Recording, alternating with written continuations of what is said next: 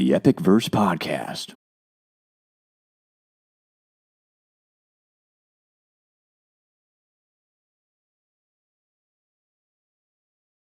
The question is, are any of the presidents aliens? Well, I mean, we know.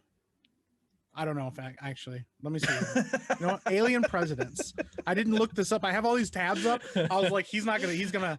There's no way he's gonna catch me off guard. And then, and there we go. Or could any of the presidents be lizard people too? That is something that we got to talk about on the podcast at some point, or lizard people. Yeah, because that's a thing. Yeah, with their supreme leader, Zuck. Hey, I don't know. I'm trying to see, you know, what I can't find anything with any presidents being accused of being aliens. Mm-hmm. Although apparently September of 1973, while serving as governor of Georgia, Jimmy Carter was asked to file a report of the sighting of an of a UFO by the Internal Bureau in Oklahoma City. Mm-hmm. Yeah. I have a story that's even more crazy than that involves a president and a UFO. Oh, snap. Well, then here, let me tell you this story. Yeah. So that we have like a softball, and then you're going to knock this out of the park. All right. Apparently, he was about to Carter, as a governor, was about to give a speech at a Lion Club's meeting about 7:15. One of the guests called to his attention a strange object that was visible about 30 degrees above the horizon to the west of where he was standing. He described the object as being bright white and as being about as bright as the moon, said to have appeared and closed in on where he was standing, but to have stopped beyond a stand of pine trees some distance from him. The object is said to have then changed color, first to blue, then to red, then back to white, before appearing to recede into the distance. He said that the object felt self-illuminated and not solid in nature. And his report indicates that it was witnessed by 10 or 12 other people. It was in view for 10 or 12 minutes before it passed out of sight. And this is a straight up quote from Jimmy Carter. Mm-hmm. There were about 20 of us standing outside a little restaurant, I believe a high school lunchroom, and a kind of green light appeared in the sky. It's right after sundown. It got brighter and brighter, then it eventually disappeared. It didn't have any solid substance to it, just very peculiar looking light. None of us could understand what it was. That's crazy. That's I find that very interesting that it says green light, because that's my experience with whatever it was that I saw this one time. Yeah. It was green. It was a green light. And I distinctly remember that. And I remember thinking after, because it was just there for just a couple seconds and then it was gone. I remember thinking after, okay, I must just be crazy. I did not actually see anything, but I think I did. I really think I did. And I distinctly remember the green light. And I continue to hear that time and time again, which is really interesting. That's like a really consistent thing that I've heard from a lot of people. Yeah, green lights almost always. Green freaking lights, dude. Yeah. And every time I go to a traffic light, it reminds me of her. Terrified. Every time. Yeah. Instead of just driving away, I just stop. I'm like, yeah. Bring back that everything reminds me of her. Yeah. Why did you say that name? Yeah. So that's interesting. That's like something that, was from like a really long time ago too. Yeah. So it's kind of crazy.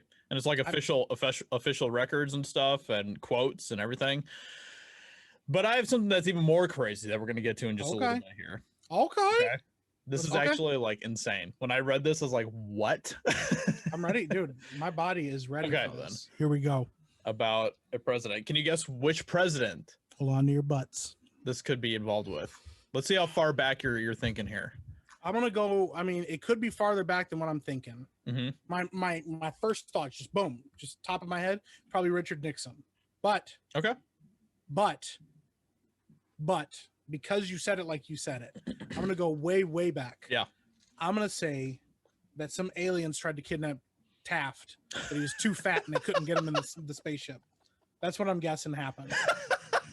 That's how he got stuck in his bathtub. That would be something that would happen. I mean, that's what they did. Whenever the aliens showed up, they just stuck him in the bathtub. They're like, "You ain't getting him out of there."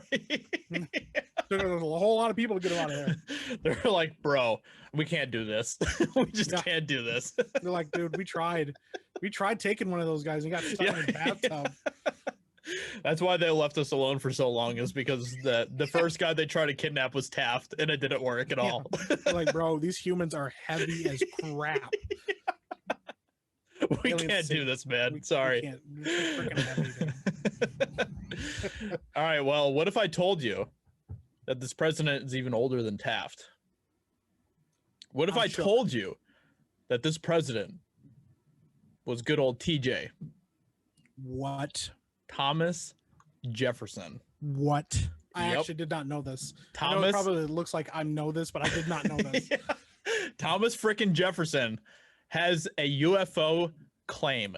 Oh my! Before they even knew what UFOs were. Okay.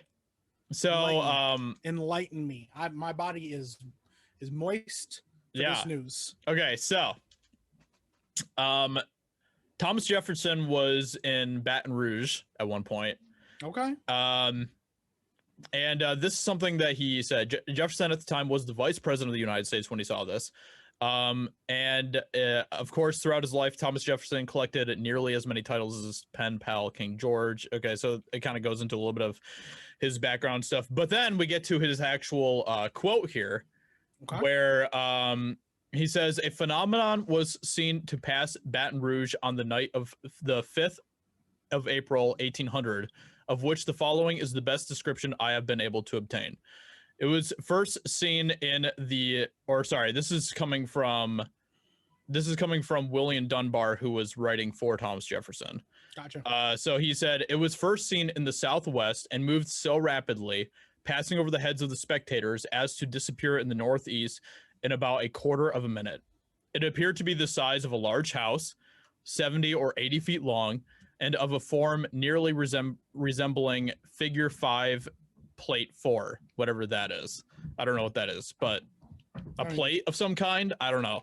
So it appeared to be about 200 yards above the surface of the earth, wholly luminous, but not emitting sparks, of a color resembling the sun near the horizon in a cold, frosty evening. Very poetic description there, which may be called a crimson red. When passing right over the heads of the spectators, the light on the surface of the earth was a little short of the effect of sunbeams, though at the same time, looking another way, the stars were visible, which appears to be a confirmation of the opinion formed of its moderate elevation. In passing, a considerable degree of heat was felt, but no electrical sensation. Immediately after it disappeared in the Northeast, a violent rushing noise was heard, as if the phenomenon was bearing down the forest before it, and in a few seconds, a tremendous crash was heard, similar to that of the largest piece of ordnance, causing a very sensible earthquake.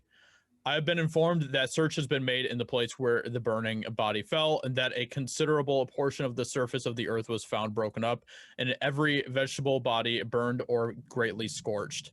So my guess is that it probably like broke the sound barrier or something right there, and they just didn't understand what it was at that time, you know? Yeah. So William Dunbar, the person who wrote this, by the way, was one of Jefferson's favorite friends and stuff and people, and they were very, very close friends. So yeah, that is the story of Thomas Jefferson reporting what he saw at Baton Rouge and stuff. Okay. Listen, TJ, it sounds like he had a little bit of an experience. Yeah. And this is coming from 1800. Yeah. Like, there was no reason for him to lie about this. Like, yeah, like that is such an accurate description of literally what a UFO is based on like what everyone else talks about when it comes to UFOs. Yeah. It's crazy. It's crazy that's nuts. That's something that came like, 221 years ago or whatever. Like that's just nuts. That's insane. It is nuts. Like, dude, what do you say? What do you do about that? Yeah. It's not like they're trying to, be part of a UFO joke trend or anything. Like, no, dude, they were no. Yeah, there was no reason for that kind of hoax. Yeah. Yeah. That's nuts. Isn't that crazy? I've never heard that story, and I've done a lot of reading about UFOs and stuff, but like, wow. Apparently the document that this William Dunbar wrote about this is actually at the Monticello, I believe, which is Thomas Jefferson's like giant estate or whatever, which is like a museum at this point, I believe. I was there once a long time ago, but yeah, I don't remember seeing that particular thing, but apparently they still have that document there. Wow. So yeah,